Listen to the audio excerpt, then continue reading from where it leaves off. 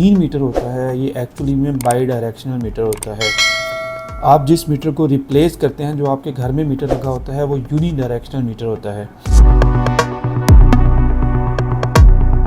और कुछ महीने के बाद उनको 2-3 लाख का बड़ा बिल आता है। जो एक्सपोर्ट यूनिट होते हैं उसको वो ज़ीरो कर देते हैं, क्योंकि इस पीरियड के दौरान आपका MCO सिस्टम के अंदर फीड नहीं हुआ।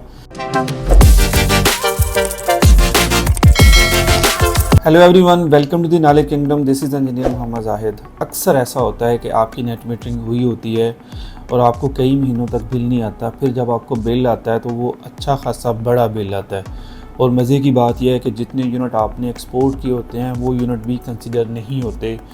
इस तरह के बहुत सारे केसेस मेरे सामने आए हैं कि लोगों की नेट मीटरिंग हुई है, बट नेट मीटरिंग के बावजूद भी उनको बहुत बड़े बड़े बिल आते हैं। तो उसकी क्या वजह है वो मैं आपको इस वीडियो में बताने वाला हूँ। इससे पहले मैं थोड़ा सा आपको बता दूँ, ये जो ग्रीन मीटर होता है ये एक्चुअली में बाई डायरेक्शनल मीटर होता है। आप जिस मीटर को रिप्लेस करते हैं, जो आपके घर में मीटर लगा होता है, वो यूनी डायरेक्शनल मीटर होता है। अब सोलर का प्रिंसिपल क्या है? सोलर जितनी जनरेशन करता है उसमें से जितने यूनिट्स आपके घर में यूज़ हो जाते हैं वो घर में यूज़ हो जाते हैं। उसके बाद जितने यूनिट्स बच जाते हैं वो मीटर की तरफ चले जाते हैं।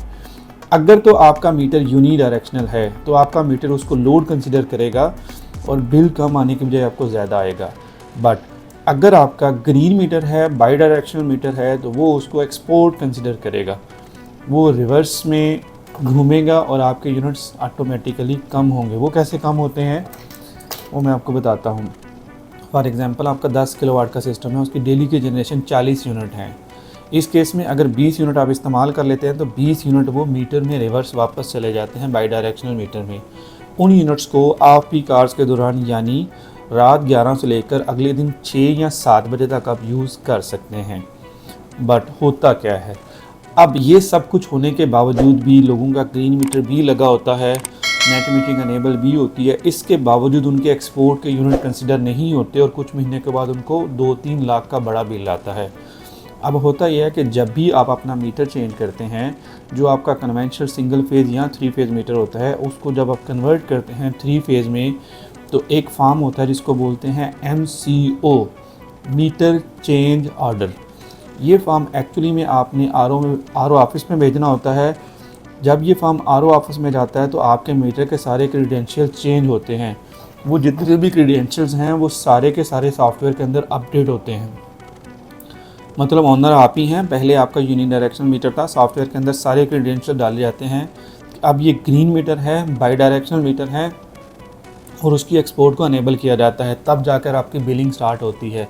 अब बाज़-औक़ात क्या होता है कि आपका सिंपल मीटर चेंज हो जाता है ग्रीन मीटर के साथ, बट उसका MCO फीड नहीं हुआ होता। MCO फीड होने का क्या मतलब है कि ये जो मीटर चेंज ऑर्डर वाला जो फॉर्म है ये आरओ के ऑफिस में एक तो गया नहीं होता। अगर आरओ के ऑफिस में गया भी हो तो होता यह है कि ये सिस्टम के अंदर अपडेट नहीं होता। अब इस केस में क्या होता है, अगर आपका MCO फीड नहीं होता तो आपके बिल पे या आपके मीटर पे तो अपेरेंटली सारा शो हो रहा होगा कि आपने इतने नंबर ऑफ़ यूनिट्स फीड कर दिए, बट इतने नंबर ऑफ़ यूनिट्स आपने एक्सपोर्ट कर दिए हैं। बट इसमें होता क्या है कि आप जो सॉफ्टवेयर होता है वापडा का, वो इसको कंसिडर नहीं कर रहा होता, क्योंकि सॉफ्टवेयर के अंदर आपके जो न्यू क्रीडेंशियल्स हैं, जो ग्रीन मीटर हैं, उसके जो क्रीडेंशियल्स हैं वो फीड नहीं हुए होते।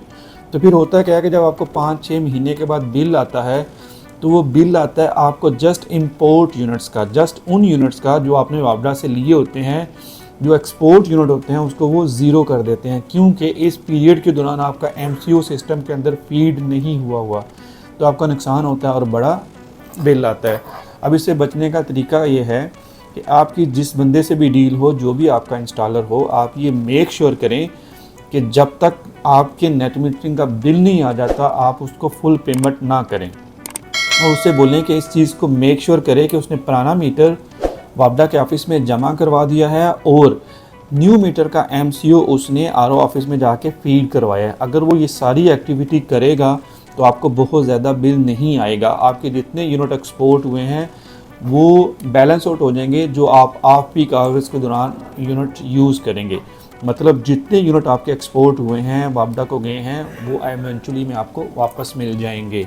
बट उसी केस में अगर आपका MCO फीड हुआ है तो, अगर आपका MCO फीड नहीं हुआ तो वो सारी यूनिट आपके ज़ाया हो जाएंगे। 4-5 महीने के बाद जो भी बिल आपको आएगा वो बिल आपको एक्चुअली में इंपोर्ट यूनिट का आएगा। इंपोर्ट यूनिट से क्या मुराद है, वो यूनिट जो आपने वापडा से लिए हैं।